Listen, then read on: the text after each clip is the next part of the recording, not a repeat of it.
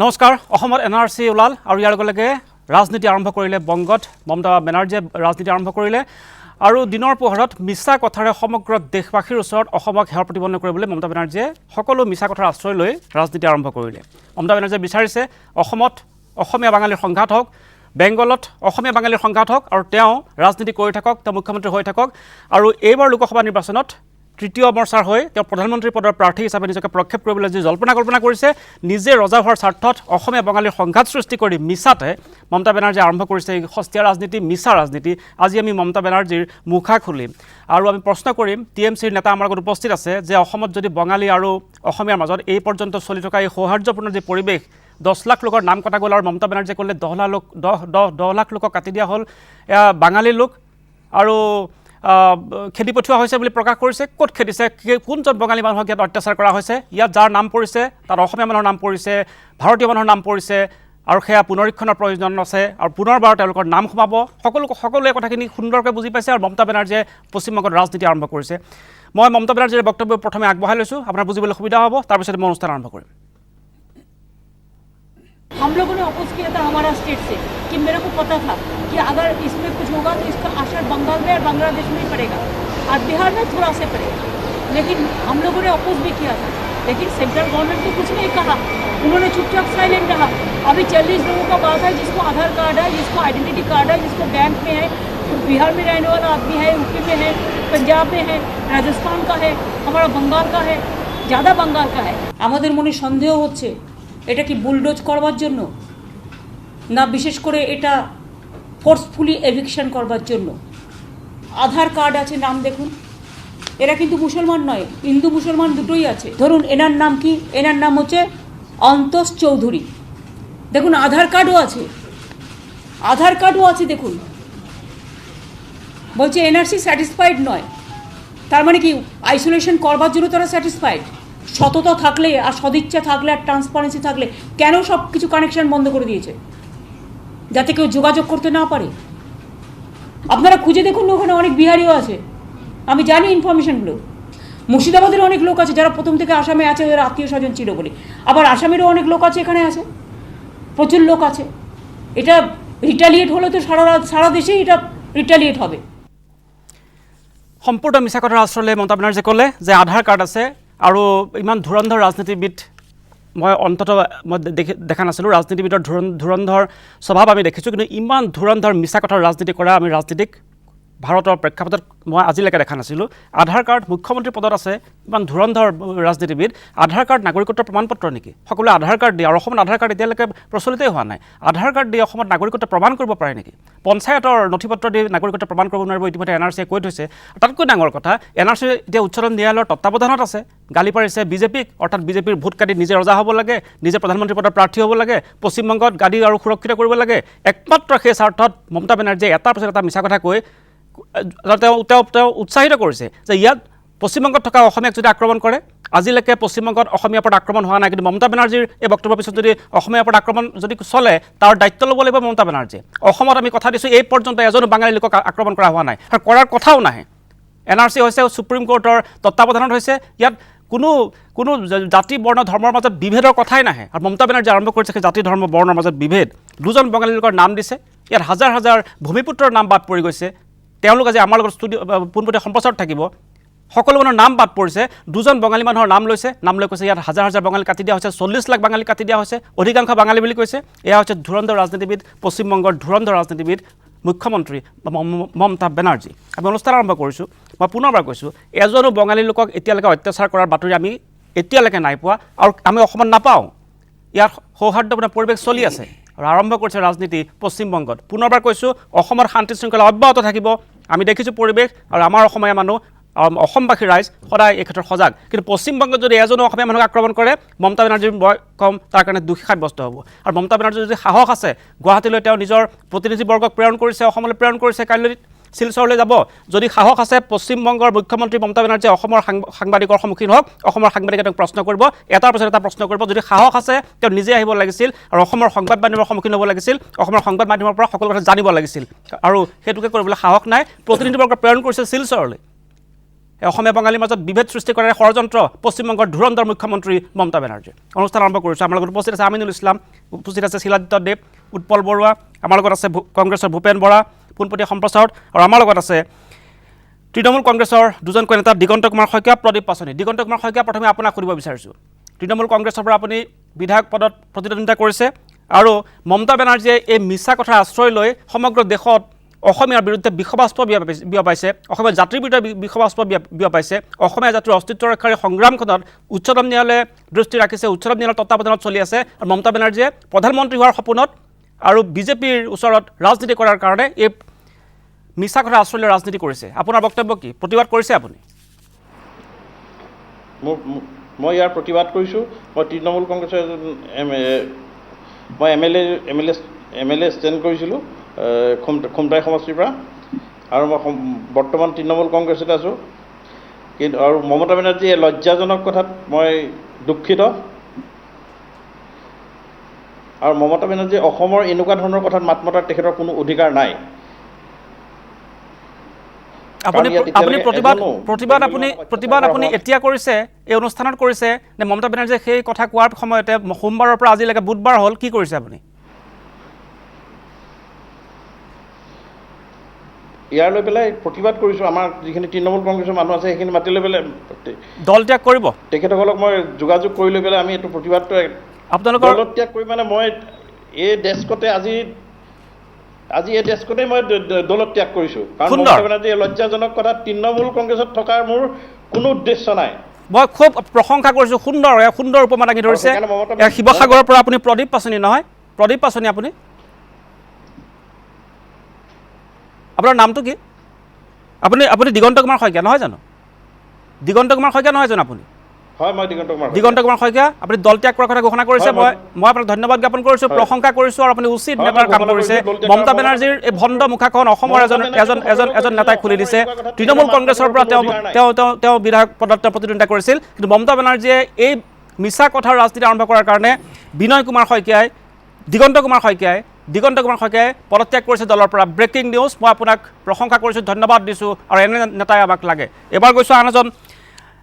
নেতা প্ৰদীপ পাচনিৰ কাষলৈ আপোনাক সুধিছোঁ আপোনাৰ প্ৰতিক্ৰিয়া কি মোৰ প্ৰতিক্ৰিয়া চাওক এই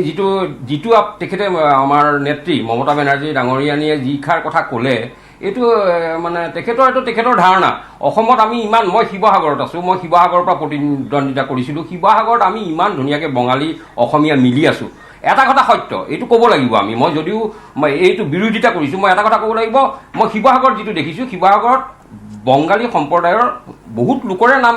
কটা গৈছে কিন্তু সেইবুলি এই অকল যে বিদেশী তাৰ কোনো ইয়াত প্ৰমাণ নাই ইয়াত বাঙালী লোকৰ নাম কটা যোৱাৰ কথাই নাই ইয়াত সকলো লোকৰ নাম কটা গৈছে 40 লাখ মানুহত কেৱল বাঙালী লোক নাই ইয়াত ভূমিপুত্ৰসকল আছে আমাৰ খিলঞ্জীয়া লোক আছে থলুৱা লোক আছে মোৰ পৰিয়ালতো এজন ভাইটিৰ নাম অহা নাই সেইবুলি মই কম নেকি এনআৰচিখন বেয়া হ'ল বুলি পুনৰীক্ষণ হ'ব মোৰ নিজৰ পৰিয়ালৰ এজন ভাইটিৰ নাম নাই সেইবুলি মই কম নেকি মোৰ এনআৰচিখন বেয়া হ'ল বুলি অসমীয়া জাতিৰ শেষ অস্তিত্ব ৰক্ষাৰ সংগ্ৰামখনত নাম অহা নাই নাম সোমাব এনআৰচি বেয়া হৈছে বিজেপিয়ে বেয়া কৰিছে এই ধৰণৰ সস্তি ৰাজনীতি কিয় চলিব মই আপোনালোকৰ কাষলৈ পুনৰবাৰ আহিম মই এবাৰ ভূপেন বৰা আপোনাৰ কাষলৈ যাব বিচাৰিছোঁ আপোনাৰ বক্তব্য কি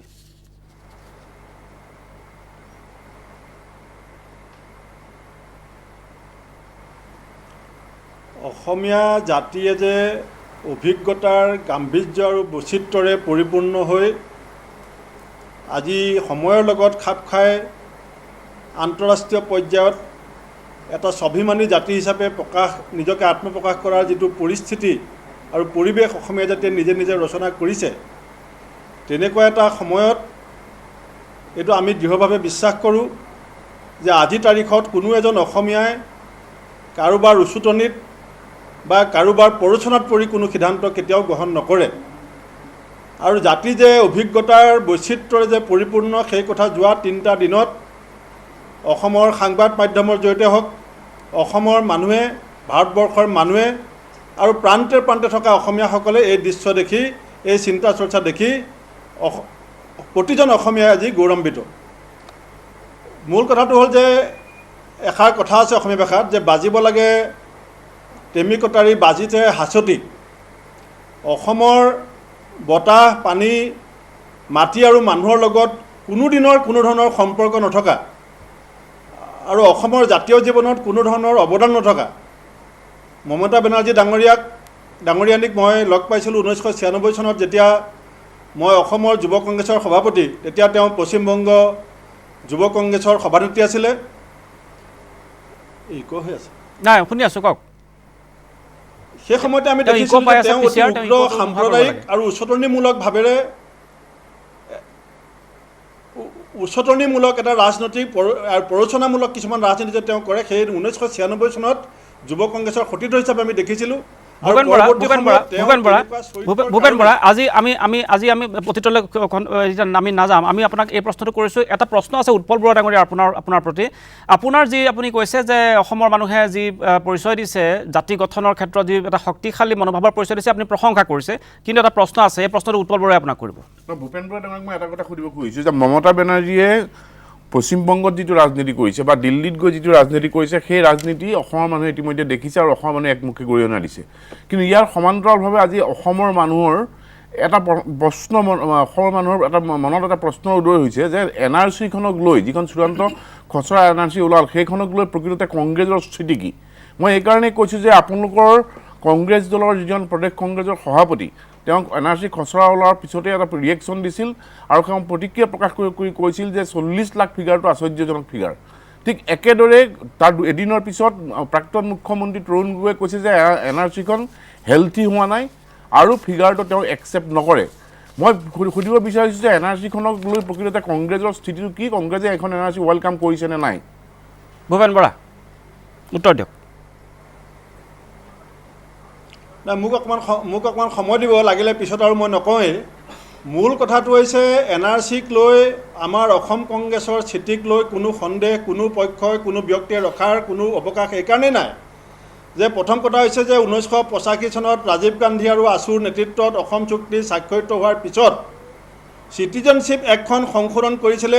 তদনান্তীন প্ৰধানমন্ত্ৰী ৰাজীৱ গান্ধী ডাঙৰীয়াই অসমৰ বিদেশী মুক্ত এখন ৰাজ্য হিচাপে সেইখিনি আমি জানো ভূপেন বৰা সময় কম পাম মই কৈছোঁ যে আপোনালোকৰ আটাইকেইজন নেতাৰ ভাষ্য কিয় বেলেগ বেলেগ সেই প্ৰশ্নটো কৰিছে ভাষ্য কিয় বেলেগ বেলেগ এইটো উৎপল বৰা ডাঙৰীয়াক মই বেয়া পোৱা নাই সোধা নাই আপুনি ক'বলৈ দিব লাগিব মই আপোনাক আজি দিনতে কৈছোঁ কাৰণ আপুনি টক শ্ব'ত বহি পেলাই অকল আপুনি ক'ব বিচাৰে ক'বলৈ নিদিয়ে না আপুনি ক'ব মই তেখেতৰ প্ৰশ্নটো এইটো নাছিল 1985 ক'ব না ভূপেন বৰা তেখেতৰ প্ৰশ্নটো আছিল না মই কৈ নাথাকোঁ মই কংগ্ৰেছৰ স্থিতি নাই কংগ্ৰেছৰ নাই এইটো this is the main problem with you only না হ'ব পাৰে মই প্ৰশ্নত মই থাকিম মই আপোনাৰ প্ৰশ্নটোৰ উত্তৰ সুধিছোঁ তেখেতৰ প্ৰশ্নটো আছিল যে প্ৰতিজন নেতাৰে ভাষ্যটো বেলেগ বেলেগ কিয় সেইটোহে প্ৰশ্ন আছিল 85 চনত ৰাজীৱ গান্ধীয়ে চুক্তি স্বাক্ষৰ কৰিছিল আমি সকলোৱে জানো কংগ্ৰেছ দলৰ নাই NRC ক'ৰ পৰা আহিলে জানো অসম চুক্তিৰ পৰা আহিলে ৰাজীৱ গান্ধীয়ে চহী কৰিছিল আমি জানো সেই কথাটো কৈছোঁ আমি জানো ডাঙৰীয়া কংগ্ৰেছ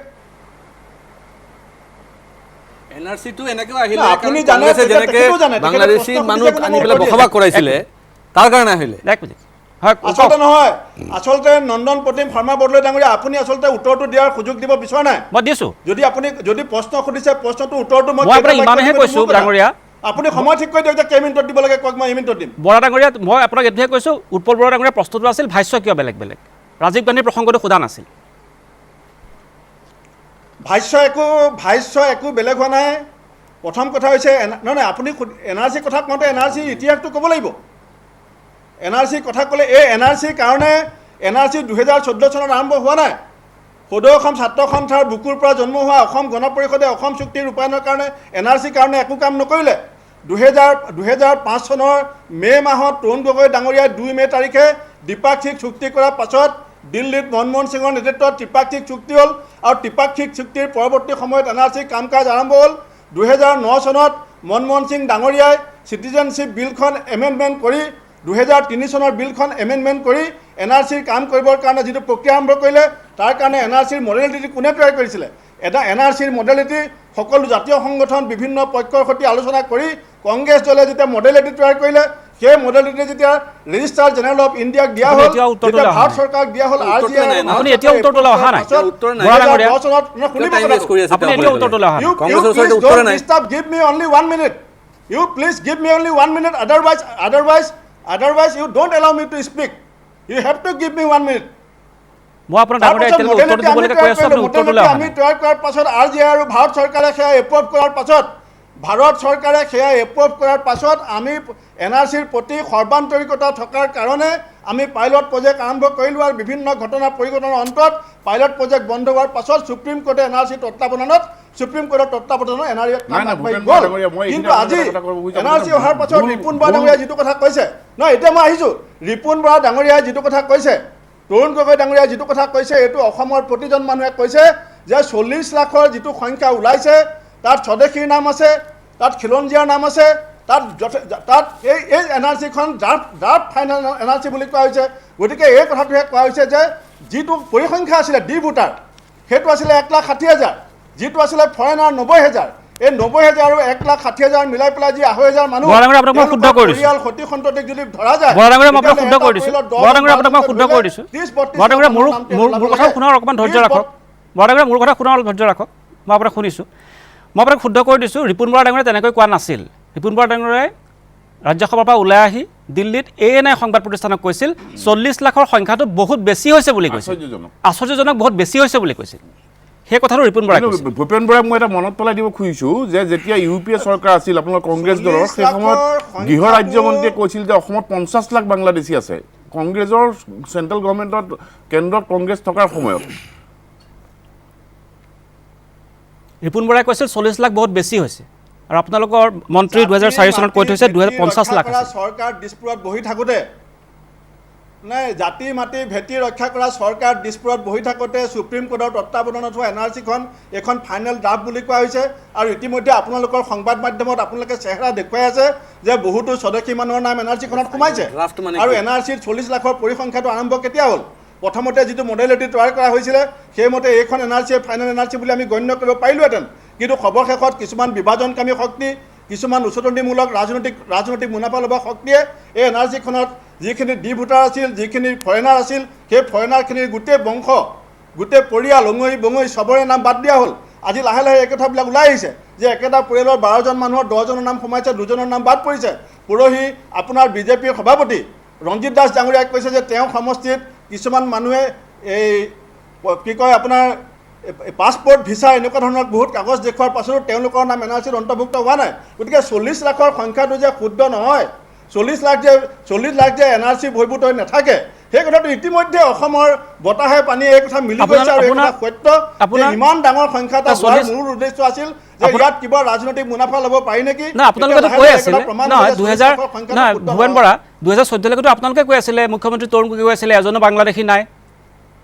তৰুণ গগৈতো কৈ আছিল 2014 চনলৈকে এজনো বাংলাদেশী নাই এতিয়াতো কেইহাজাৰমান হ'লেও ওলাব কেইলাখমান হ'লেও ওলাব বাংলাদেশী গগৈতো কৈ আছিল নাই বুলি নাই আপুনি এতিয়া ক'লে যে ইতিহাস ক'ব নালাগে এতিয়া আকৌ আপুনি ইতিহাসলৈ গুচি গ'ল নাই আপুনি ক'লে যে don't repeat history now you R repeating history মই 85 লৈকে যোৱা নাই বাংলাদেশী আছে না সিদিনালৈকে আপোনাৰ চৰকাৰ থকা দিনলৈকে গৈছো 2014 লৈকে গৈছো তেওঁলোকে আৰ্গুমেন্ট কৰি আমাৰ কথাখিনি নহয় বাংলাদেশী অসমত আছে না নাই নহয় তেওঁৰ এজেন্ডা এখন কি শুদ্ধ ভোটাৰ তালিকা এখন বাংলাদেশ মুক্ত অসম গঢ়াৰ স্বাৰ্থতে NRC কৰা হৈছে এইটো অৱস্থা হৈছে ভুৱনৰ ডাঙৰ বুজিবলৈ চেষ্টা কৰক আপুনি ক'ব শিলাদিত্যদেৱে ক'ব বুজিবলৈ চেষ্টা কৰক মই প্ৰথম প্ৰশ্নটো কৰিলোঁ ভূপল বৰা ডাঙৰীয়া যে ভাষ্য কিয় বেলেগ আপুনি কৈছে ভাষ্য একে বেলেগ নহয় কিন্তু ভাষ্য বেলেগ ভুৱন বৰাই কৈছে 40 লাখ বহুত বেছি হৈছে আপোনাৰ মুখ্যমন্ত্ৰীয়ে ক'ব 2014 লৈকে এজনো বাংলাদেশী নাই এতিয়া আপুনি কৈছে 40 লাখ ওলাল তাৰ ভিতৰত বহুত মানুহ সোমাই যাব অৰ্থাৎ বাকীখিনি ক'লেই গ'ল এতিয়া মই কাৰ ভাষ্য সঁচা বুলি ভাবিম কাৰ ভাষ্য সঁচা বুলি মই ভাবিম আপুনি কৈছে বহুত কমকৈ সোমাইছে ৰিপুণ বৰাই কৈছে বহুত বেছি সোমাইছে গগৈয়ে কয় 2014 লৈকে এজনো বাংলাদেশী নাই ৰাজনৈতিক নাই যদি নাই ৰাজনৈতিক প্ৰেক্ষাপটত কোৱা কথাবিলাকে যদি ইয়াত আলোচনাৰ মূল বিষয়বস্তু হয় তেতিয়াহ'লে মোদী ডাঙৰীয়াই কৈছিলে যে 16 তাৰিখে বিজেপি আহিব 18 তাৰিখে বিজেপি যাব সেই কথাটো কি হ'ল সেইটো কওক আপোনালোকে আৰু এই বিজেপিয়ে কৈছিলে যে যিদিনাখন NRC প্ৰকাশ হ'ব অন্ততঃ আৰম্ভ হৈছে প্ৰক্ৰিয়াটো নহয় যদি ৰাজনৈতিক প্ৰেক্ষাপটত অন্ততঃ আৰম্ভ হৈছে মূল বিষয়বস্তু হয় যদি আমি 40 লাখ বাংলাদেশী বুলি ক'ব নোৱাৰো বিদেশী বুলি ক'ব নোৱাৰো প্ৰক্ৰিয়াটো আৰম্ভ হৈছে কিন্তু 40 মোদী ডাঙৰীয়াৰ যে বিজেপি আহিব বিদেশী যাব শ্লোগান আছিলে আৰু যে বিজেপিয়ে যে কৈছিলে যে NRC কংগ্ৰেছৰ ইতিহাস কিন্তু অসমৰ মানুহে ভুল বুজিব NRC কংগ্ৰেছ বা তৰুণ গগৈ বনোৱা নাই অসমৰ ৰাজনৈতিক ইতিহাসত খুলিত হৈ ৰ'ব তৰুণ গগৈ NRC বন্ধ কৰিছিল কাৰণ বৰপেটা কাণ্ডৰ পিছত তৰুণ গগৈ NRC বন্ধ কৰি দিছিল তাৰপিছত সুপ্ৰিম কোৰ্টৰ তদাৰকতহে NRCৰ কাম হৈছিল যাৰ কাৰণে কংগ্ৰেছ চৰকাৰে কৰিবলৈ বাধ্য হৈছিল ভূপেন বৰা আপুনি আশা কৰিছে শুনিছে কথাখিনি ছয়গাঁও আৰু যেতিয়া বৰপেটাত হৈছিল ছয়গাঁৱত ঠিকেই হ'ল বৰপেটাত যেতিয়া গণ্ডগোল আৰম্ভ হ'ল আপোনালোকৰ চৰকাৰে বন্ধ কৰি দিছিল পাইলট প্ৰজেক্ট শিলাদিত্য দেৱ চাওক এতিয়া প্ৰশ্নটো আহিছে মমতাক লৈ পেলাই প্ৰথমতে মই ক'ব কিবা এটা কৈ বিচাৰিছোঁ আছে ৰ'ব ঠিক আছে কওক প্ৰথমতে অসমৰ বিশেষকৈ ব্ৰহ্মপুত্ৰ উপত্যকাৰ কোনো বঙালী সংগঠন তেওঁক নিমন্ত্ৰণ জনোৱা নাই যে অসমলৈ আহিব লাগে তেওঁ কিয় আহি আছে মই ভাবোঁ যে আমাৰ দীপেন পাঠক ডাঙৰীয়া তৃণমূল কংগ্ৰেছৰ সভাপতি তেওঁক সুধিলে হয়তো বেছি ভালকৈ খবৰখিনি পালেহেঁতেন আৰু মই আমাৰ এই দ্বিতীয়টো মঞ্চৰ পৰা হৈছে কৈছোঁ যে অসমৰ সংবাদ জগতৰ সন্মুখীন হওক নহয় উৎপল বৰা ডাঙৰীয়া তেওঁৰ যিটো প্ৰতিনিধি দল পঠাইছে 6জনকৈ MP পঠাইছে পশ্চিমবংগৰ পৰা পঠাইছে ক'ত গুৱাহাটীলৈ আহিব লাগিছিল কাৰণ গুৱাহাটীত আছে NRCৰ মুখ্য কাৰ্যালয় যাব বৰাকলৈ গৈছে বৰাকলৈ অৰ্থাৎ বৰাকত থকা যিখিনি বাঙালী লোক আছে পাৰিলে তাতে অলপ অলপ অলপ অলপ উচতনিমূলক বক্তব্য দিব লাগে তাৰ এই কাৰণটো- বাঙালী অসমীয়াৰ মাজত বিভাজন কৰি মই পুনৰ কৈছোঁ অসমত এই কাণ্ড নহয় অসমীয়া মানুহ বহুত পৰিপক্ক ৰাজনৈতিকভাৱে অভিজ্ঞ অসমীয়া মানুহে অসমবাসী মানুহৰ কথা কৈছোঁ এই পৰিপক্কতা সোমবাৰৰ পৰা মঙলবাৰৰ পৰা আজিলৈকে দেখুৱালে আমি দেখুৱাই যাম কিন্তু পশ্চিমবংগত মমতা বেনাৰ্জীয়ে নিজেই কৈছে ইয়াতো বহুত অসমীয়া আছে এজনো যদি অসমীয়াক যদি পশ্চিমবংগত যদি আক্ৰমণ কৰা হয় আমি ক্ষমা নকৰিম আৰু মই মমতা বেনাৰ্জীক জবাবদিহি কৰিম সাহস আছে যদি গুৱাহাটীলৈ আহক অসমৰ সংবাদ মাধ্যমৰ সন্মুখীন হওক কাকত আৰু টেলিভিশ্যনৰ আমি আপোনাক প্ৰশ্ন কৰিম উত্তৰ দিব লাগিব আমাক আপুনি আৰু প্ৰতিনিধি দলক যদি সাহস আছে গুৱাহাটীলৈ পঠাওক ইয়াত সংবাদমেল দিয়ক আমাৰ সন্মুখীন হওক ছেকেণ্ড হ'ল ৱেষ্ট বেংগল পলিটিক্সত থ্ৰেট ফেক্টৰ এতিয়া বিজেপি একদম থ্ৰেট ফেক্টৰ বিজেপি হোৱাৰ কাৰণে তেওঁৰ মূল উদ্দেশ্য হৈছে যে বিজেপিক কেনেকৈ মানে আক্ৰমণ কৰিব কথাটো হৈছে তেওঁ অসমৰ বিষয়ে একো নাজানে তেওঁৰ অসমৰ NRCৰ বিষয়ে নাজানে আৰু NRCটো কি বস্তু সেইটোও ভালকৈ নাজানে তেওঁ মই যিটো এতিয়া গম পালোঁ যে তেওঁ আপোনাৰ আধাৰ কাৰ্ড সম্বন্ধ নাজানে যে আধাৰ কাৰ্ডটো কি বস্তু এইকেইটা কথা তেওঁ ৰাজনৈতিক মুনাফাৰ কাৰণে এই কামটো কৰি আছে কিন্তু মোৰ দুখ লাগিছে যে আজি তৃণমূল কংগ্ৰেছৰ যিসকল দলীয় নেতা ইয়াতে উপস্থিত আছে অসমত তেওঁলোকে কিয় মাত মাতা নাই তেওঁলোকে কি বাধা দিছে নে তেওঁলোকে মাতি আনিছে এজনে ৰিজাইন কৰিছে আৰু এজনে ৰিজাইন কৰা নাই আৰু এজনক মই সুধি লৈছোঁ আৰু দ্বিতীয়টো মই সুধি লওঁ ৰ'বা ব্ৰেকিং নিউজে হ'ব মই প্ৰদীপ পাচনিক পালোঁ নাই প্ৰদীপ হেৰিয়াক কৈছে প্ৰদীপ শইকীয়াক কৈছে দিগন্ত শইকীয়াক পালোঁ দিগন্ত শইকীয়াক কৈছে প্ৰদীপ পাচনি শিৱসাগৰৰ পৰা আছে তেওঁ কৈছে পদত্যাগ কৰিম দিগন্ত কুমাৰ শইকীয়া আপোনাৰ কাষলৈ আহিছোঁ আছে নেকি ফ্ৰেমত পাম নেকি যোৰহাটৰ পৰা যিজন আছে দিগন্ত কুমাৰ শইকীয়া আপোনাক মই সুধিছোঁ যে মমতা বেনাৰ্জীক যি বাক্য কৈছে যি ভাষ্য দিছে হয় সম্পূৰ্ণ গোকাত মিছা কথা তৃণমূল কংগ্ৰেছ সোমবাৰে আপোনালোকে কিয় পদত্যাগ কৰা নাই সোমবাৰে কিয় আপুনি এৰি দিয়া নাই নে এৰিব এতিয়া নাই মই একচুৱেলি গোটেই হেৰিখনক বিচাৰিছিলোঁ কমিটিখনক মানুহখিনিক বিচাৰিছিলোঁ আমি বিচাৰি পেলাই এটা ডিচিশ্যন ল'ম বুলি আছিলোঁ সেইকাৰণে আপুনি অপেক্ষা কৰি আছিলে যে এইটোৰ ওপৰত আমি প্ৰটেষ্ট কৰিম হয় অপেক্ষা কৰিছিলোঁ আজি কিন্তু মমতা বেনাৰ্জী যিখিনি উচতনিমূলক বাক্য এই উচতনিমূলক বাক্য অসমত এটা বেলেগ এটা পৰিস্থিতিৰ সৃষ্টি কৰিব আৰু মমতা বেনাৰ্জীয়ে সেইটো বিচাৰিছে নহয় আপুনি চাওক দিগন্ত শইকীয়া TMCৰ টিকট লৈ আপুনি বিধায়ক উঠিছে নহয় এবাৰ গতিকে আপোনাৰ দায়িত্ব আছে হয় অসমৰ ৰাইজ ৰাজনৈতিকভাৱে বহুত পৰিপক্ক অভিজ্ঞ আৰু মই কওঁ যে দায়িত্বশীল সেইকাৰণে সোমবাৰৰ পৰা আজিলৈকে হিন্দু মুছলমান বাঙালী অসমীয়া ইয়াত যিমান বাস কৰি আছে মাৰোৱাৰী বিহাৰী কোনোৱে কাকো ক'তো কিন্তু এটা হাৰাশাস্তি নহ'ল কোনো কাকো আক্ৰমণ নকৰিলে নাম পৰা নাই সেইবুলি তেওঁলোকে নিজকে বিদেশী বুলি ভাবি লোৱা নাই মোৰ নিজৰ পৰিয়ালত কাৰোবাৰ নাম নাই সেইবুলি মই ভাবিম নেকি NRCখন বেয়া হ'ল NRC দেশৰ কাৰণে এটা অস্তিত্ব ৰক্ষা কবচ আৰম্ভ হৈছে নাম নাথাকিব পাৰে সোমাব সোমবাৰৰ পৰা বুধবাৰলৈকে যদিহে কিবা কাণ্ড হ'লহেঁতেন TMC হিচাপে আপুনি দায়িত্ব ল'ব লাগিলহেঁতেন না ডাঙৰীয়া শুনক সোমবাৰৰ পৰা যদি বুধবাৰলৈকে কিবা আজিলৈকে যদি কিবা কাণ্ড হ'লহেঁতেন আপুনি কিন্তু দায়িত্ব ল'ব লাগিব TMC হিচাপে দলত আছে আপুনি নিশ্চয় হয় আপুনি পদত্যাগ তেতিয়াই কৰিব লাগিছিল সংবাদমেল তেতিয়াই দিব লাগিছিল মই আপোনাৰ কথা শুনা নাই মই আপোনাৰ কথা শুনি আছোঁ আমিনুল ইছলাম যে চাওক কথাটো হ'ল অসমৰ সৰ্বসাধাৰণ জনসাধাৰণে বহুদিন ধৰি আশা কৰি আছে NRCখন হ'ব আৰু ইতিমধ্যে ইয়াৰ চূড়ান্ত খচৰাখন প্ৰকাশ পালে আৰু অসমত আমি আগৰ পৰাই কৈ আছিলোঁ যে অসমত এইটোলৈ কোনো ধৰণৰ অশান্তি নহয় আমি আমাৰ DC সকলক যোগাযোগ কৰিছিলোঁ বিভিন্ন NRC কৰ্তৃপক্ষকো কৈছিলোঁ তথাপিও চৰকাৰে এটা সতৰ্কতামূলক ব্যৱস্থা বাহিৰৰ পৰা তেওঁলোকে আনিছে আৰ্মিৰ বা বিভিন্ন সেনা অৰ্ধসামৰিক বাহিনীৰ কোম্পানীবিলাক আনিছে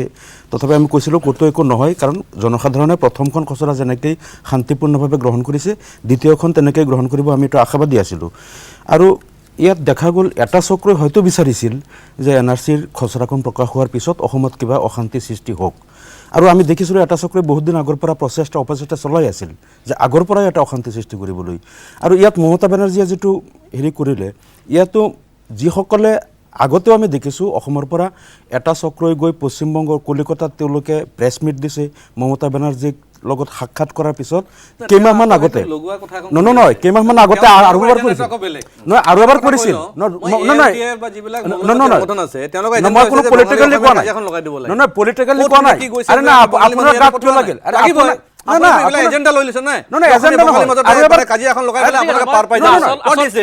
মোৰ কথাটো কমপ্লিট কৰিব দিয়ক আপুনিও ক'ব বিৰতিৰ সময় হৈছে কোন বঙালী সংগঠনে মাতিছে তেওঁক মই সকলো সুধিছো আজি কোন সবে কৈছে যে আমি আপোনাৰ গাত ল'ব নালাগে মোৰ কথাখিনি ভুল হ'লে আপুনি তেতিয়া ক'ব আপোনাৰ মই কোনটো কৈছো কেইমাহমান আগতে আৰু এবাৰ কৰিছিল ৰিয়েকশ্যন সেই কথাটো মই ক'ব গৈছো এইটো প্ৰথম নহয় মমতা আপুনি শুনা নাই নেকি কেইমাহমান আগতে মমতা বেনাৰ্জী আৰু এবাৰ ৰিয়েকশ্যন তেতিয়াও দিছো তেতিয়াও সংবাদ মাধ্যমত দিছো এতিয়াও দিছো আৰু তেতিয়া আমি গম পাইছিলো যে কোনে তাত লিখিছিল কোনে তেওঁলোকক সাক্ষাৎ কৰিছিল তাত হেৰি কৰিছিল এইটো কিন্তু ছেকেণ্ড টাইম কৰিছে মমতা বেনাৰ্জী আগতে আৰু এবাৰ গতিকে সেইবিলাক কথা ঠিক আছে মই এটা বিৰতি লৈ ল'ব লাগিব বিৰতিলৈ যোৱাৰ পূৰ্বে আমিতো ৰাজনীতিবিদৰ কথা শুনিছোঁ অসমবাসীৰ আমি ধৈৰ্য আমি দেখিছোঁ পৰিপক্কতা আমি দেখিছোঁ এবাৰ বৰাকৰ বাঙালীৰ ওচৰলৈ যাওঁ বৰাকৰ বাঙালীয়ে আচলতে কি কয় মমতাৰ বিষয়ে মমতা বেনাৰ্জীৰ বিষয়ে পশ্চিমবংগৰ মুখ্যমন্ত্ৰী ডাঙৰীয়ানী এবাৰ নীলোৎপল আপোনাৰ কাষলৈ গৈছোঁ তাত পৰিৱেশটো আচলতে কি কয় হয় নন্দন পশ্চিমবংগৰ মুখ্যমন্ত্ৰী মমতা বেনাৰ্জীৰ মন্তব্যই তুমুল বিতৰ্কৰ সৃষ্টি কৰিছে দেখা গৈছে যে বৰাক উপত্যকাতো পশ্চিমবংগৰ তৃণমূল নেত্ৰীৰ মন্তব্যক গৰিহণা জনোৱা হৈছে মোৰ লগত হাইলাকান্দিৰ একাংশ ব্যক্তি আছে আৰু তেখেতসকলৰ পৰাই পোনে পোনে আমি জানিব বিচাৰিম তেখেতসকলৰ কি প্ৰতিক্ৰিয়া দেখা গৈছে যে ৰাজনীতিকৰণ কৰা হৈছে NRCক এনেকুৱা অভিযোগ উত্থাপিত হৈছে তৃণমূল নেত্ৰীৰ বিৰুদ্ধে আপুনি কি ক'ব আসামত কোনো প্ৰতিক্ৰিয়া নাই যিটো আসামৰ যিবিলাক মানুহৰ নাম এতিয়ালৈকে অহা নাই 40 লাখ মানুহৰ নাম অহা নাই কিন্তু কোনো বিৰূপ প্ৰতিক্ৰিয়া নাই সকলোৱে চাই আছে যে মোৰ মুখ্যমন্ত্ৰী আমাদেৰ মাননীয় মুখ্যমন্ত্ৰী যে কৈছে যে ক্লেইমস অবজেকশনৰ টাইম আছে 2 মাহ তার পাছতো FT কোর্ট আছে সিভিল কোর্ট আছে তার পাছত কিবা হ'ব তো যেটো 40 লাখ আছে সেটো নহয় তাত আৰু নাম আহিব কোনো চিন্তা নাই যে সেটো আমাৰ হোম মিনিষ্টাৰ ৰাজনাথজীয়ে কৈ আছে আমি আন নিশ্চিতভাৱে আমি আজি পুৱাৰ ফালে বিভিন্ন সংবাদ সংগ্ৰহ কৰিছিলোঁ আৰু সকলোৱে দেখিছিলোঁ এটা মুখে গৰিহণা দিছে আন এজন যুৱক আছে তেখেতৰ পৰা জানিব বিচাৰো না শঙ্কিত হওয়ার কোনো বিষয় এখানে নেই আমরা জানি আমাদের প্রথম লিস্ট NRCর হওয়ার পরে পরবর্তীকালে দ্বিতীয় লিস্ট হয়েছে এবং যেরকম মনে হয়েছিল সেরকম কিছুই না শঙ্কিত হওয়ার কোনো ব্যাপার নেই কিছু ভুল ত্রুটি আছে মমতা ব্যানার্জির যে মন্তব্য হ্যাঁ তো মমতা ব্যানার্জির মন্তব্য সম্বন্ধে বলতে পারবো যে আসামে জ্বালানি মাছ বন্ধ অনেক দিন থেকে তো ওনার তো দরকার নেই এখানে এসে রাজনীতি করার আমাদের সরকারের উপর আমাদের যারা নেতা আছে বিভিন্ন রাজনৈতিক দলের ওদের উপর জ্বালানি নেতার আমাদের দরকার নেই উনি ওনার রাজ্যে রাজনীতি করুক আমাদের আসামের দরকার নেই ওনার কিছু করার তৃণমূল কংগ্রেসে রাজনীতিকরণ কৰিব বিচাৰিছে কিন্তু আমাৰ লোকৰ সুপ্ৰিম কোৰ্টৰ ওপৰত আৰু আসাম গভৰ্ণমেণ্টৰ ওপৰত পুৰো আস্থা আছে কালি নেতাসকল আহিব MP আহিব তৃণমূল কংগ্ৰেছৰ শংকিত নেকি বৰাকবাসী মোটেই শংকিত নহয়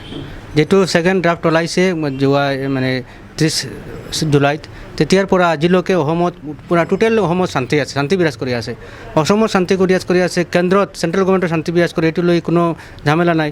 আৰু এই পশ্চিমবংগৰ চিফ মিনিষ্টাৰ মমতা বেনাৰ্জী তেখেতৰ দল তৃণমূল কংগ্ৰেছ এই দল আৰু চিফ মিনিষ্টাৰ গোটেই অসমত অশান্তি সৃষ্টি কৰিবলৈ পৰাগবিলিত আহি আছে বা অসমত আহি আছে এইটো মই ভাবোঁ ধন্যবাদ জ্ঞাপন কৰিছোঁ নীলোৎপল এয়া হৈছে আচল মানুহ আৰু এইসকলৰ কাৰণে আমাৰ অসমখনৰ এতিয়াও শান্তি শৃংখলা বিৰাজ কৰিছে সেয়ে মমতা বেনাৰ্জী কৈছোঁ পশ্চিমবংগত চলিব আপোনাৰ এই ৰাজনীতি কিন্তু পুনৰবাৰ কৈছোঁ এই ৰাজনীতি কৰি যদি কোনো লোকৰ যদি ক্ষতি কৰে তাৰ কাৰণে আপুনি জবাবদিহি হ'ব লাগিব আমি আপোনাক জবাবদিহি কৰিম আৰু সাহস আছে যদি আপুনি যে সাহসৰ পৰিচয় দি থকা বুলি কয় সাহসী নিজকে মুখ্যমন্ত্ৰী বুলি কয় সাহস আছে যদি অসমলৈ আহক আমাৰ অসমৰ সাংবাদিকৰ সন্মুখী হওক আপোনাৰ প্ৰতিনিধি দলকো কওক অসমলৈ আহিবলৈ গুৱাহাটীলৈ আহিবলৈ কওক আমি তেওঁলোকক প্ৰশ্ন কৰিম তাৰপিছত দেখা যাব ক'ৰ পানী ক'লৈ যাব খন্তেক লৈছোঁ বিৰতি উভতাইছোঁ আমাৰ অনুষ্ঠানৰ প্ৰৱৰ্তনসকলে আৰু বাঙালীৰ নাম কটা বুলি ভুল প্ৰচাৰ কৰি মমতা বেনাৰ্জীয়ে যি ৰাজনীতি আৰম্ভ কৰিছে একমাত্ৰ দুটা সপোন এটা হৈছে বিজেপিক পশ্চিমবংগৰ পৰা একেবাৰে নাইকিয়া কৰিব লাগে 2 নম্বৰ হৈছে তৃতীয় মৰ্চাৰ প্ৰধানমন্ত্ৰী পদৰ প্ৰাৰ্থী হৈ দেশৰ শাসনভাৰ ল'ব লাগে কিন্তু পুনৰবাৰ কৈছোঁ সমগ্ৰ দেশবাসীয়ে এই মমতা বেনাৰ্জীৰ চৰিত্ৰ বুজি উঠা উচিত আৰু মমতা বেনাৰ্জীৰ প্ৰধানমন্ত্ৰী হোৱাৰ সপোন নস্যাৎ কৰি দিয়া উচিত। কাৰণ যিজন মুখ্যমন্ত্ৰীয়ে চুবুৰীয়া ৰাজ্যৰ লগত অশান্তি বিয়পাব বিচাৰে কোনো কাৰণ নোহোৱাকৈ, অসমবাসীয়ে ক'ব আজি যদি আমি মিছা কথা কৈছোঁ, এজন বাঙালীক ক'ৰবাত কেতিয়াবা সোমবাৰ পাজিলৈকে প্ৰহাৰ কৰা হৈছে নেকি বা কটু কথা শুনোৱা হৈছে নেকি? ইয়াত কেৱল বঙালী লোকৰ নাম বাদ পৰিছে নেকি? সকলো লোকৰ নাম বাদ পৰিছে আৰু ইয়াত ৰক্তপাত কৰি গৃহযুদ্ধৰ সূচনা হ'ব বুলি কৈছে, ৰক্তপাত হ'ব বুলি কৈছে। এটাই সপোন, প্ৰধানমন্ত্ৰী হ'বলৈ লাগে। মমতা বেনাৰ্জী প্ৰধানমন্ত্ৰী হোৱাৰ এই ৰাস্তা সমগ্ৰ দেশবাসীয়ে বন্ধ কৰিব লাগে। অসমবাসীয়ে চৰিত্ৰ বুজি উঠিছে আৰু সমগ্ৰ দেশবাসীয়ে বুজি উঠি মমতা বেনাৰ্জীৰ ৰাস্তা বন্ধ কৰি দিব লাগে। আমি এবাৰ যাব বিচাৰিছোঁ, কেৱল বাঙালী নহয়, ভূমিপুত্ৰৰ নাম বাদ পৰিছে। এখন ভূমিপুত্ৰলৈ গাঁৱলৈ এখন যাব বিচাৰিছোঁ। আমাৰ লগত লিটুমণি আছে। এই গাঁওখন সকলো মানুহ থলুৱা খিলঞ্জীয়া মানুহ, তেওঁলোকৰ নাম বাদ পৰিছে। খুব আছে কিন্তু কোনো অশান্তি নাই। লিটুমণি, এবাৰেই প্ৰশ্নটো কৰিব, সকলোৰে কাষলৈ যাব চমুকৈ। হয়, নিশ্চয়কৈ নন্দন, ক'ব লাগিব যে মই যিহেতু কাকিৰ পৰা 2 নং কাকিৰ পৰা 14 কিলোমিটাৰ নিলগত আছোঁ, এখন ডেৰাপথাৰ গাঁও, আৰু এই গাঁওখনত প্ৰায়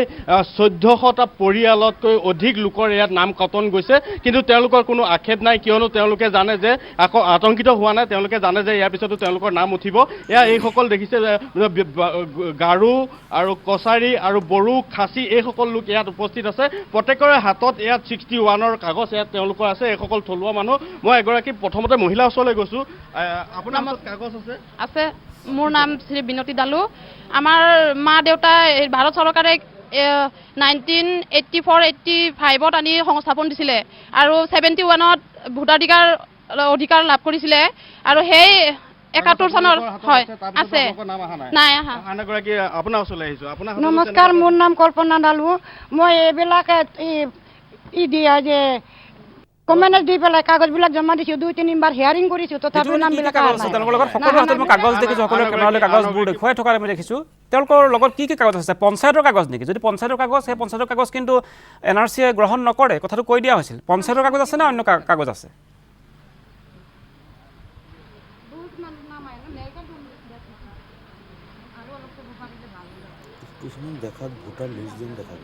লিটুমণি শুনিবলৈ পোৱা নাই? লিটুমণি না, লিটুমণিৰ কথা আমি শুনা নাই। লিটুমণি, আপুনি কেমেৰালৈ আহক। শুনিছেনে নাই আপুনি? মই আকৌ আহিম আপোনাৰ কাষলৈ। মই শিৱসাগৰলৈ এবাৰ আহিব বিচাৰিছোঁ, ষ্টুডিঅ'লৈ আহিম। শিৱসাগৰত উপস্থিত আছে প্ৰদীপ পাচনি। প্ৰদীপ পাচনি শুনিবলৈ পাইছে? তৃণমূল কংগ্ৰেছৰ মমতা বেনাৰ্জীয়ে কৰা এই মিছা ৰাজনীতিৰ প্ৰতিবাদত আপুনি কি কৰিব আৰু কি সিদ্ধান্ত লৈছে?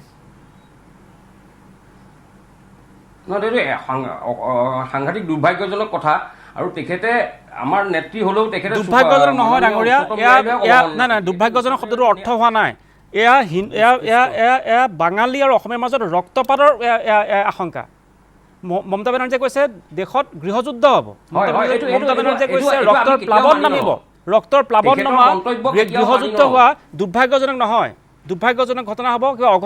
সৰু অঘটন ঘটিলে দুৰ্ভাগ্যজনক হ'ব, দুৰ্ভাগ্যজনক নহয়। শব্দৰ অপপ্ৰয়োগ নকৰিব। এয়া শিহৰণকাৰী, চাঞ্চল্যকাৰী মিছা কথাৰ এয়া ফুলজাৰি। এতিয়া আপুনি কি কৰিব? আপুনি তৃণমূলত আছে, কৰিব কি আপুনি? কৈছোঁ, আমিও সেইটো কৈছোঁ। এইটো এখেতে মমতা বেনাৰ্জী ডাঙৰীয়ানীয়ে যিখিনি কথা ক'লে অসমৰ ওপৰত, অসমত যি আমাৰ আমি আগৰ পৰা একেলগে থকা হিন্দু, আমাৰ অসমীয়া, বঙালী সকলো কৰিব কি? মই ডাঙৰীয়া সুধিছোঁ, আপুনি তৃণমূল কংগ্ৰেছত আছে, আৰু তেখেতক প্ৰতিবাদ কৰি কি কৰিছে, কি কৰিব? হয়, নাই প্ৰতিবাদ কৰিছোঁ আমি NRC যিখন খচৰা NRC ওলাইছে এতিয়া, আমি তাক পূৰ্ণ সমৰ্থন জনাইছোঁ। ইয়াত আমি NRC আমি তৃণমূল কংগ্ৰেছ আপুনি এৰিব নোৱাৰে।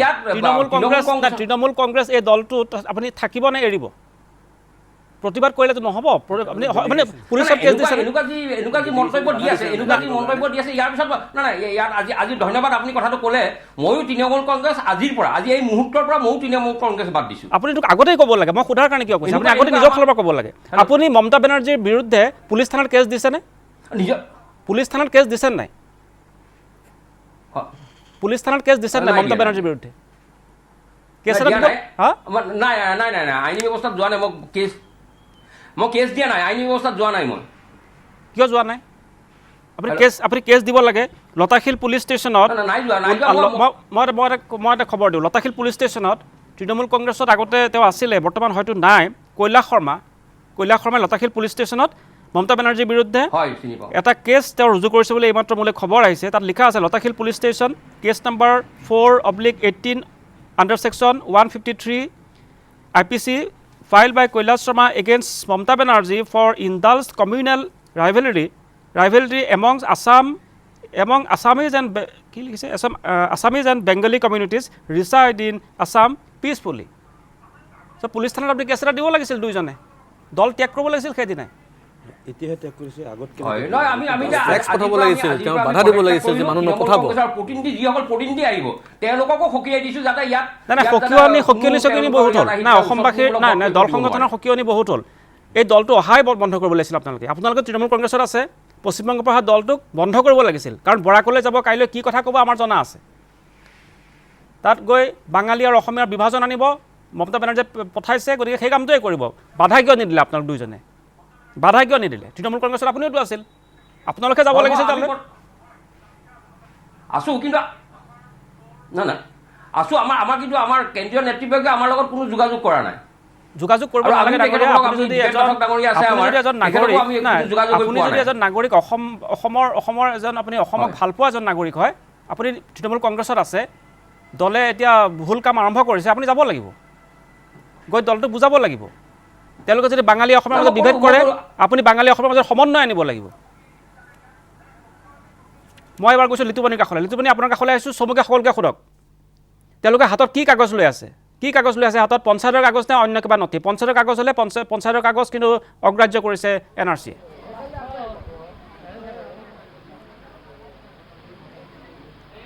কৈ যাওক লিটুমণি, কৈ যাওক, সময় নষ্ট নকৰিব।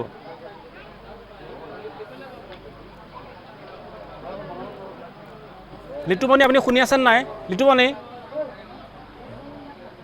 সময় নষ্ট নকৰিব, মই আৰু আপোনাৰ ওচৰলৈ আহিব নোৱাৰিম।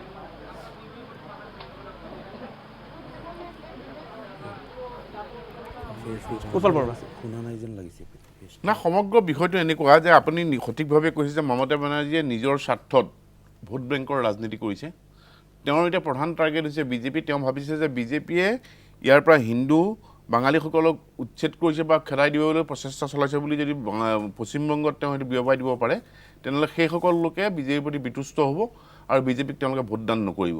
এইটোৱেই মমতা বেনাৰ্জীৰ প্ৰধান লক্ষ্য। গোটেই কাৰবাৰটোৰ প্ৰধান লক্ষ্যটো হ'ল তেওঁ ভোট বেংকটো বিজেপিৰ পৰা ডাইভাৰ্ট কৰা আৰু বহুল অংশে বিজেপিক আক্ৰমণৰ লক্ষ্য কৰি লোৱা। কিন্তু মোৰ প্ৰশ্ন হৈছে এনেকুৱা যে আজি অসমত যিটো সমস্যা লৈ NRC উন্নীতকৰণ হৈছে,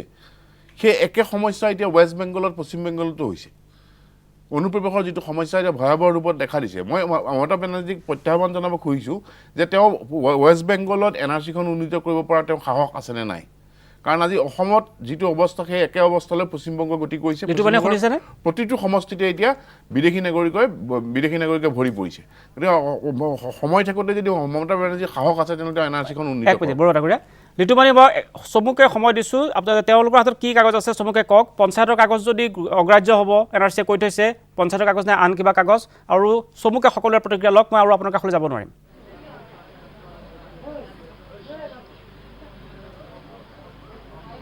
মই স্থানীয় যিসকল ব্যক্তি আছে, মই ব্যক্তিসকলৰ ওচৰলৈ গৈছোঁ। আপুনি ক'ম বুলি কৈছিলে, কি ক'ব? মই প্ৰথমতে নিউজ লাইভক ধন্যবাদ জনাম আমাৰ ৰাইজৰ হৈ মাত মতাৰ কাৰণে। আমাৰ ৰাইজ যোৱাকালিলৈকে মানে ভীতিগ্ৰস্ত হৈ আছিলে, ভয়ত আছিলে যে আমাৰ কি হ'ব। নিউজ লাইভে